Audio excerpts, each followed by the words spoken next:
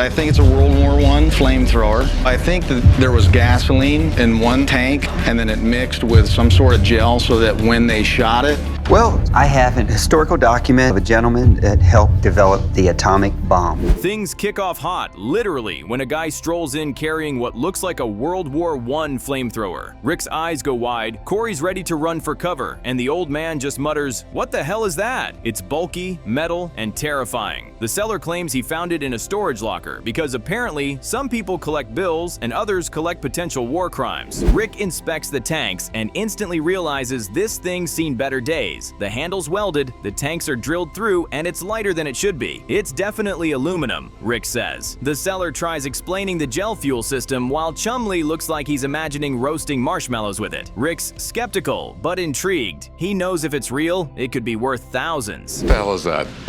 This is a World War I flamethrower. Okay, for a second I thought you were the exterminator or something. Well, we could do a little exterminating around here. I don't know how much your pawn shop would be left. Still unsure, Rick calls in Rick the weapons expert, yes, another Rick, to figure out if this flamethrower is the real deal or a glorified Halloween prop. The expert arrives and drops the bombshell. It's not World War I, it's from Vietnam, around the 1950s to 70s. You can see the seller's hope deflating like a bad air mattress. Earlier today, a former Marine brought in what he claims is a World War I flamethrower. I had a few concerns, so I called in my buddy Rick to come down and take a look at it. Rick's curiosity hits overdrive as the expert explains how it worked. Pressure tanks, igniters, accelerant fuel. Basically, he says, imagine a water hose, but it shoots fire. Then comes the twist. This unit's not operational. It's just a casting, not a functional weapon. Totally fake, the expert confirms. Talk about a buzzkill. Used in Vietnam in the tunnels around Ho Chi to, get people out of the underground tunnel passages there, or in emplacements, gun emplacements. Actually, it's not that different than the early ones used in World War II. Rick asks about value, and the expert estimates $2,000 to $2,500 tops because collectors still love display pieces. Rick nods thoughtfully and turns back to the seller. Best I can do is $500. The seller shoots back at $1,500, but Rick keeps cool. They meet in the middle at $1,000 and both walk away happy. One man richer, one man relieved. He won't get arrested for owning a flamethrower. Maybe some collectors who couldn't get this part because this is the hardest part to find. Okay. Good ones in working order, especially the collectors that really go for them, can go as high as $12,000. Next up, a man hauls in a 1963 Baja Bug, a VW Beetle turned desert racer. It's bright yellow, caged up, and roaring with a 2,376 cubic centimeter dual carb motor. Rick calls it a Volkswagen on steroids, while the old man declares it the cat's pajamas. The seller says it can hit 70 in the desert. So this is it, 1963 Baja Bug. It's pretty badass, huh? Damn, Rick, this looks like the cat's pajamas.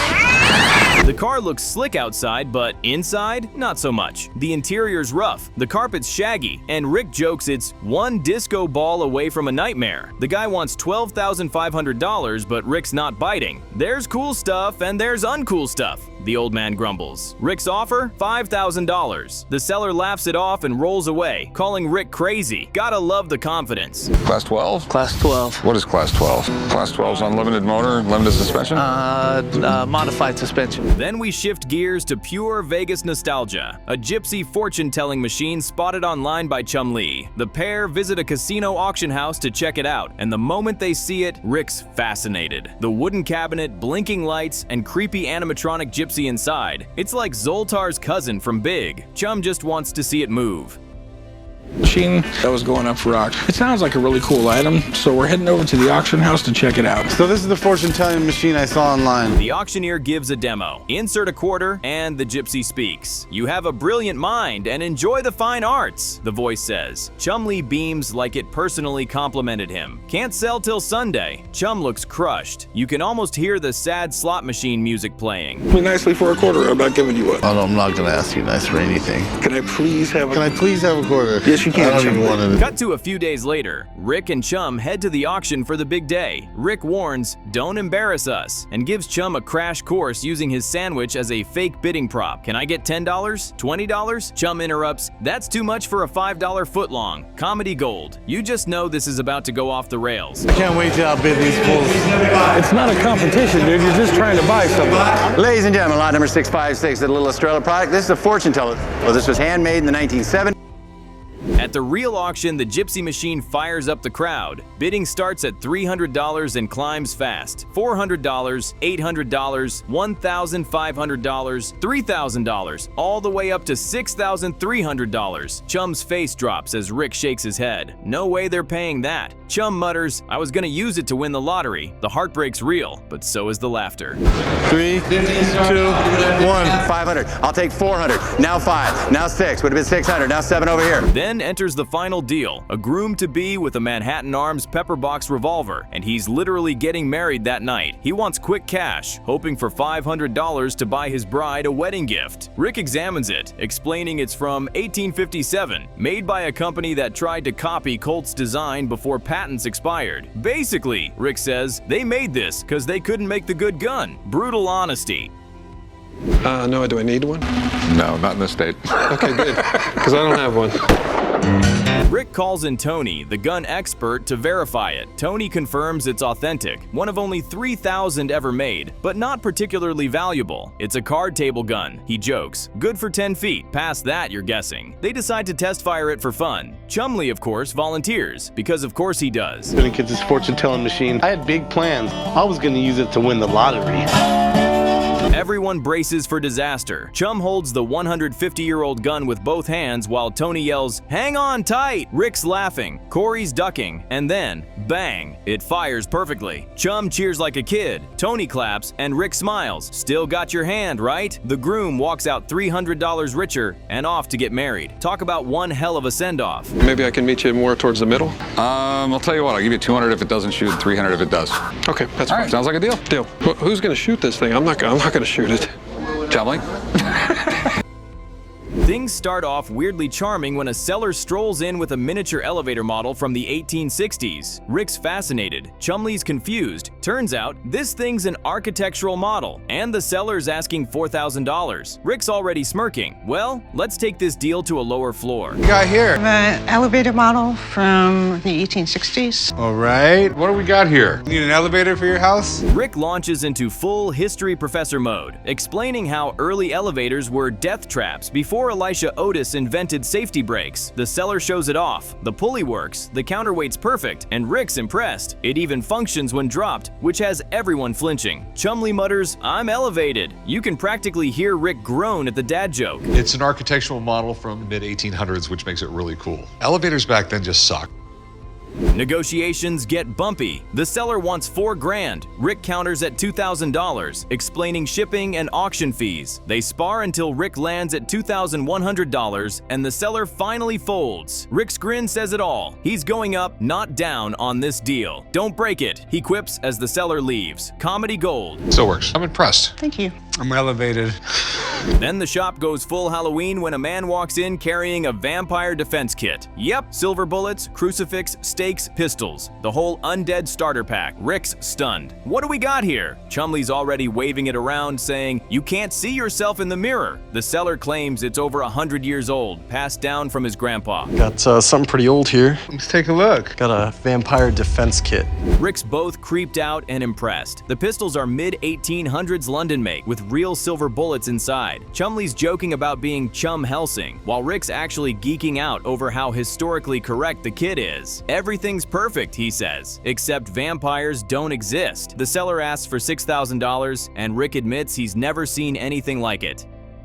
Look like 1840s, 1850s.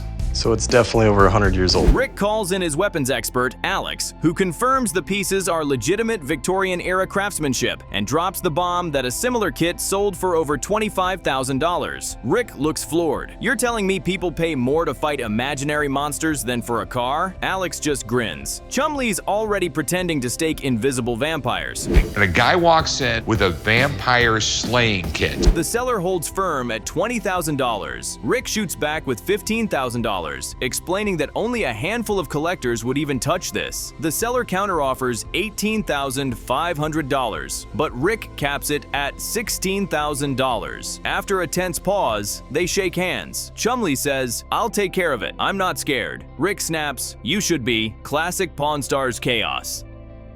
I mean, he said 25, so I think I'd be comfortable with 20. Later, Corey finds out Rick dropped $16,000 on a vampire kit and absolutely loses it. He spent $16,000 on a box of fake vampire crap. Rick's defending his buy. Chum's claiming it's life-saving equipment. Corey deadpans, "You ever met a vampire?" Chum replies, "If I did, I'd be ready." The comedy writes itself. You doubt about it. He says vampires don't exist. No, they don't exist. Well, they did at some point. Otherwise, why would this case...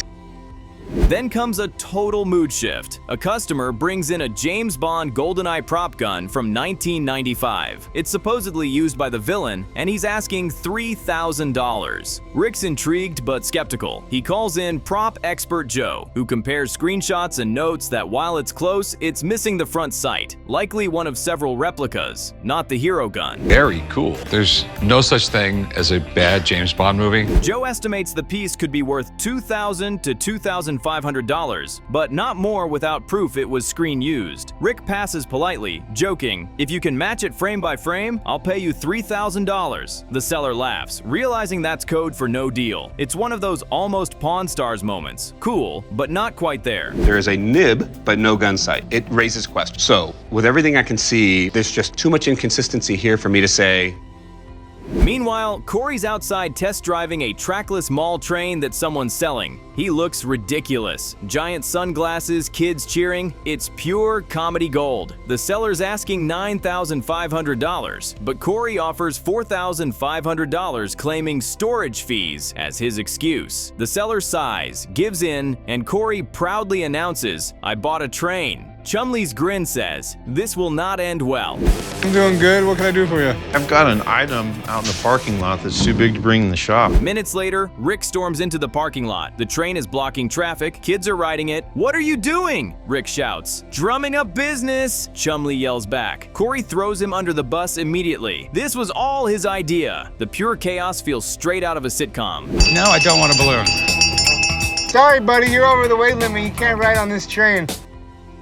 Back inside, Rick meets a customer with a Stevie Ray Vaughn guitar strap, authentic, worn, and supposedly sweat-stained by the blues legend himself. The seller wants $40,000, but Rick calls in his expert, Warwick, who values it around $7,000 to $10,000. Still, it's rock history, and watching Rick geek out over Stevie's music is pure gold. Probably top 10 in all the blues players. His fan base is still out there. Rick offers $4,000. The seller refuses, and Rick walks. "I'd love it to be worth 40 grand, but it's not," he says. The disappointment is real, but the humor's sharper than ever. Even Corey jokes, "You're not buying sweat for 4 grand, are you?" Classic shop sarcasm. Value sounds kinda light because this was his first music note strap.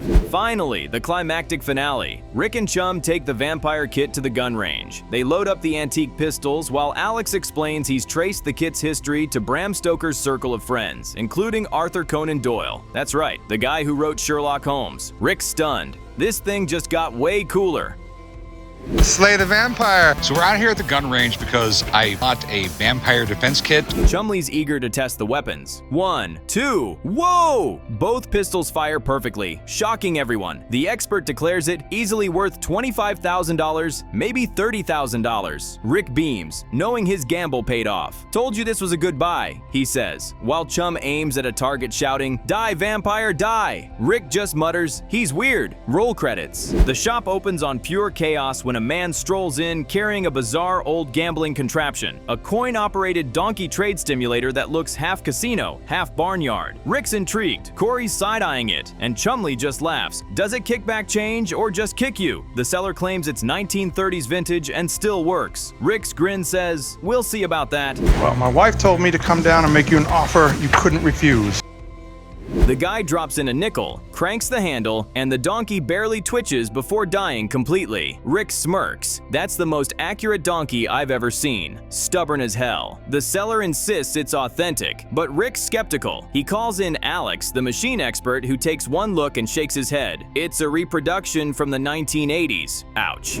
We have a turn of the century tobacco cigar store. Alex breaks it down. The metal's too light, the base was welded by machine, and that paint job's straight from a 90s arcade, not the Depression era. The seller's confidence fades faster than a Vegas sunset. Alex values it around $300 tops. Rick offers $150, trying to be nice, but the guy walks out muttering, "Y'all don't know a good donkey when you see one." Pretty cool. What exactly is it? It was like a trade stimulator. If you're a retailer, you sold a lot of this guy's. Next, a woman arrives with a framed document that practically hums with history, a certificate from the Atomic Energy Commission issued right after World War II. Rick's eyes widen instantly. You realize this is from the people who built the first nuclear bomb? Corey jokes, should we be wearing gloves or hazmat suits? If you can touch it, Rick. I deal with an ass every day. I don't think it's fake. The seller explains her grandfather worked at Los Alamos, part of the early Cold War program. Rick studies the paper like a relic, embossed seal, clean government signature lines, and a date, 1946. He calls in Steve Grad to verify. Steve confirms it's 100% authentic, estimating it around $1,200 to $1,400. Rick's practically grinning. History and profit in one frame. I think it's a rare item. I'd like to get $1,100. The seller shoots for $1,000. Rick fires back with $800. They circle for a few seconds before sealing it at $900. Smooth deal. Rick's thrilled. What's the most you can give me? $100. I'm gonna have to. Moments later, a man walks in with a small wooden case, opens it, and it's filled with miniature salesman sample instruments, trumpets, clarinets, even a tiny drum, each crafted perfectly. These are early 20th century sales tools, he explains. Instead of carrying full instruments door to door, they brought these. Chumley's eyes light up. So it's like dollhouse jazz? A cello and a guitar. Do they actually work? They have bows with strings. Then things turn serious when a seller steps in with what might be a prototype Ezekiel Baker rifle, the kind that defined 19th century accuracy. Rick's immediately drawn to it, like a magnet to metal. The seller claims it's one of the earliest versions, possibly one of a kind. Rick calls in Alex again, because when it comes to old guns, you don't mess around. Piece or 300 for the whole set? 300 for the whole set. I think it's a little. Alex inspects it piece by piece, impressed by the flintlock design and engraving, but the bad news hits fast. It's not Ezekiel Baker's work. This is a Birmingham copy, he says. Mid-1800s, not early. Still, it's worth something. Alex values it at $4,000. The seller's face drops. He wanted 20 grand. Rick offers $2,500, and after a deep sigh, the man takes it. What do we got here? It's a Baker rifle. It's a hand-me-down from my grandpa. You mind if I take a look at it? Yeah, absolutely. Next up, pure Americana walks through the door. A Marlon Brando leather jacket, just like the one from The Wild One. Rick's eyes light up instantly. The seller's asking $15,000, claiming it belonged to Brando himself. Rick's cautious but intrigued. This is Marlon Brando's personally owned 1950s biker leather coat. And then comes the moment that gives this episode its name. A man carrying a Picasso ceramic plate titled Toros. Rick nearly faints. Are you kidding me? The seller says his grandfather bought it in France decades ago. It's pristine, hand-signed by Picasso himself. Rick handles it like he's holding the Holy Grail. This is unbelievable, he whispers. We have a Picasso Maduro ceramic from 1952. Rick brings in Brett Maley, his art expert, who confirms it's one of 500 limited Picasso ceramics from 1955. Brett estimates it between $8,000 to $12,000. Rick offers $7,000, the seller shoots for $12,000, and they meet at $8,500. Rick's ecstatic, a Picasso for under 10 grand. That's art, he says, and business. You know, everyone knows Picasso. I mean, he's like the most well-known artist in the world. But the chaos isn't over. Chumley bursts in holding a Pez space ray gun from the 1950s, bragging like he found the Ark of the Covenant. This thing shoots candy, he yells. Rick's eyebrows lift. How much? Chum grins. Steve says 5 grand easy. Rick laughs. You mean if it shoots gold bars? Still, it's rare, and Chum's proud. What's up, Rick? Is that my Pez gun? It's a Pez gun. The comedic finale hits when Chumlee forgets the Pez gun at the candy shop next door. Rick storms in fuming. "Where's my $5,000 toy?" The cashier casually says, "Oh, that sold this morning." Chum's face freezes. Rick's glare could melt glass. "He pawned Picasso and lost Pez," he says. Classic Chum. Fade out. Things start off weirdly intense when a man strolls into the shop with a giant metal cylinder that looks like it belongs in a sci-fi movie. Turns out it's a working iron lung from the 1950s. Rick's jaw practically hits the counter. "Please tell me you didn't drag that in here yourself." Corey's freaked out, and Chumlee's already asking if he can climb inside. Yeah, how can I help you? I brought a big heavy piece of iron in for you to look at. Okay, a piece of iron? It's a medical device. Antique. Okay, bring it around to my back gate. The seller explains it was used for polio patients back before ventilators existed. Rick, the walking encyclopedia, launches into the history of Jonas Salk and early respirators, while Chumlee interrupts with, "So basically this thing's a metal sleeping bag?" Rick glares. "Yeah, a $30,000 sleeping bag if it works." The tension's real, and the nostalgia's heavy. Come on, Chum. Times like this make me really happy that we have a space behind the shop. So when those really large items come in, I have a place to look at them. They power it up and the vacuum compressor kicks to life with a low, eerie hum. The shop falls silent. Even Corey looks uneasy. "Man, that's creepy," he mutters. Rick admits, "It's kind of amazing though. This saved lives." The seller wants $25,000, but Rick's cautious. He calls in Mark Hall Patton, the history expert, to make sure this isn't just a giant antique coffin. No information available about value for an iron lung. What I do know is that it is a very important historical medical device. Rick offers $10,000, the seller pushes for $20,000, and they settle on $10,000, $15,000. Rick smiles, but you can tell he's nervous. "That thing better not end up in my office." Chumlee's already planning to nap in it. "Don't," Rick warns, "unless you want to wake up in 1954. Pure chaos waiting to happen. It's right up there with script. But where in the world are you going to find something that's this historically important? I don't see anybody buying them, so I really can't do anything with it.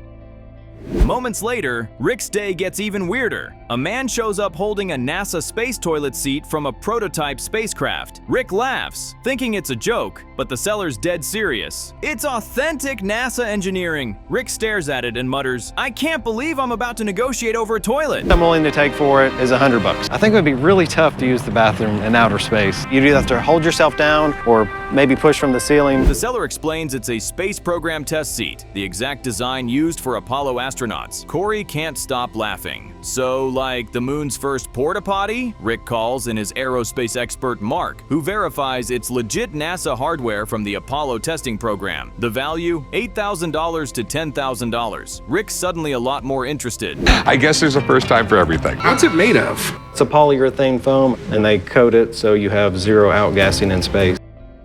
Negotiation gets hilariously awkward. The seller wants $10,000. Rick opens with $5,000. "It's been used, right?" Everyone groans. Rick settles at $7,000. The seller accepts. "You just bought a toilet seat." Rick smirks. "Yeah, but it's out of this world." Surprised that he would gather a second opinion. I'm 100% sure that it's an actual space shuttle toilet seat. Meanwhile, Corey's day takes a turn when a man walks in with a signed first edition of Fear and Loathing in Las Vegas. The seller claims Hunter S. Thompson personally signed it in the 70s. Corey's skeptical but curious. The seller's asking $2,000. That depends on whether or not you want to sell me some dry ice. What do you need dry ice for? I'm playing a prank on my boss. Okay, I can sell it to you. How much you need?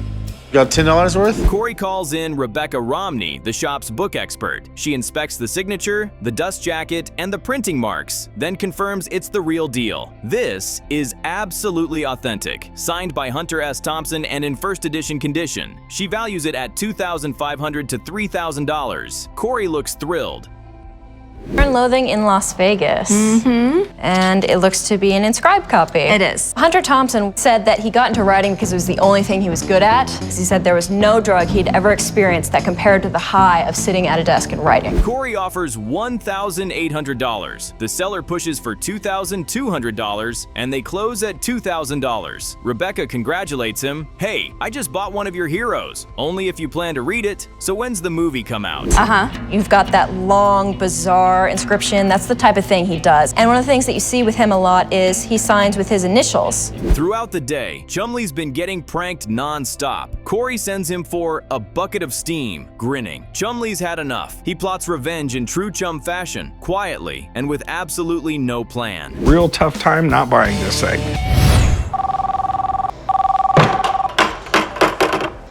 Hey, boss. Chumley, where you at? I'm at the, I'm looking for a glass hammer, like you told me.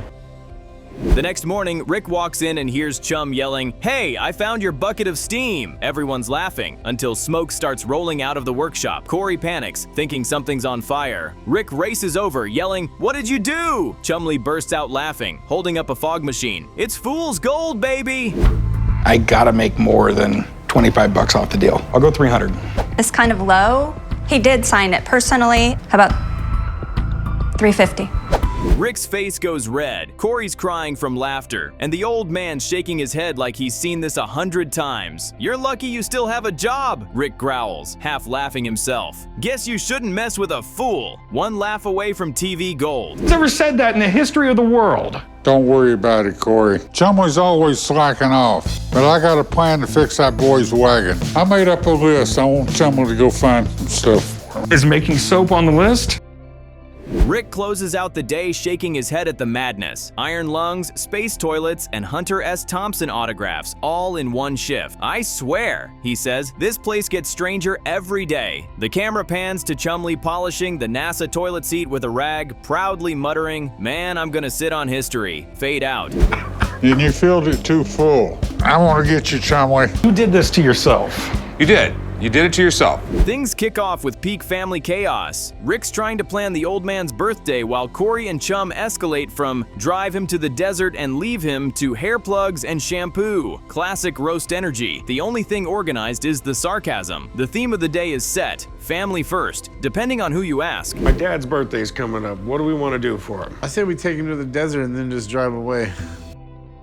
A customer steps in with a Benjamin air pistol and childhood nostalgia turned up to 11. Rick lights up, dropping trivia about early air rifles while the seller reminisces about shooting whatever he could find. It's pump action, tidy, and still pops. Then the pellet ricochets and taps Rick. Somehow, even unloaded chaos finds him. Comedy meets caution fast. Got an old Benjamin air pistol. Oh, that's pretty cool. Rick walks through the mechanism. Cock, pump, load, close, while everyone leans in. The gun's cool, but Rick's blunt. Collectible value trails true antiques. The seller wants $600, calls it fairly rare, and Rick counters hard. After a reluctant climb, Rick tops at $140. The seller needs $200 minimum. No deal, just a thud of expectations hitting the floor. Years old. For a kid, I mean, it's just a high-powered pistol that had some range. Cut to the old man hunting for his chair like it's on the most wanted list. He stomps, growls, and assumes no one remembered his birthday. Then the guys spring the gag. Giant cupcake, candle, and just enough frosting to be technically a cake. Make a wish, he does. Didn't work, you're still here, peak grumpy love. Today is my dad's birthday, so we got him an amazing gift that we know he's gonna love. Rick hands over the real present. Rock and roll fantasy camp. He tells the old man he'll sing with Roger Daltrey. Who the hell is Roger Daltrey? Corey. Lead singer of The Who. Corey. Exactly. A perfect, accidental dad joke swan dive right into the middle of Rick's big moment. Well, I see you guys didn't do a lot of preparation. What do you mean? I got you a cake. Back to rock camp. The nerves are real. Rick's voice quivers, hands shake, and the band waits. Kip's mantra, let the words go. Battle stage fright creeping up Rick's spine. He breathes, stares down the mic. The stakes? Huge. For pride, not profit. To put us down. Off. Whoa. A seller arrives hauling antique wind-up tin toys, goofy faces, clanking bands, and a sidecar bike that Chum swears looks like him and the old man. Conditions mixed, mechanisms mostly alive. The ask is way up there because tin, paint, and clockwork details decide everything here. Hey, what do we got today, guy? I got some antique wind-up toys, gentlemen. Back at the shop, toy guru Johnny arrives and dives into the wind-ups. He dates pieces, teens to the 20s, flags stronger American demand back then, and spot checks mechanisms. The Marx Merrymakers band is the star. Late 20s Mickey-esque mischief, valued around $900 to $1,000 alone. Goofy and Donald could hit $600 to $800 post-restoration. Total collection, about $2,500. Wow. They're all the old wind-up. The condition concerns me on some of these. Before the expert lands, in comes a jaw-dropping set of 19th century tonsillotomy tools. The seller calmly explains, fork it, slide it, guillotine it, don't swallow the tonsil. It's medical history meets horror movie. And yes, collectors eat this stuff up. The seller floats $1,100. Okay. How does this work? You would use this orifice to put the tonsil in. The demo gets graphic, adenoids scraped, sliced, 2 pieces of meat. Still, these are the real deal and surprisingly desirable. It's morbid but mesmerizing. Exactly the kind of item that moves to the right buyer with the right story.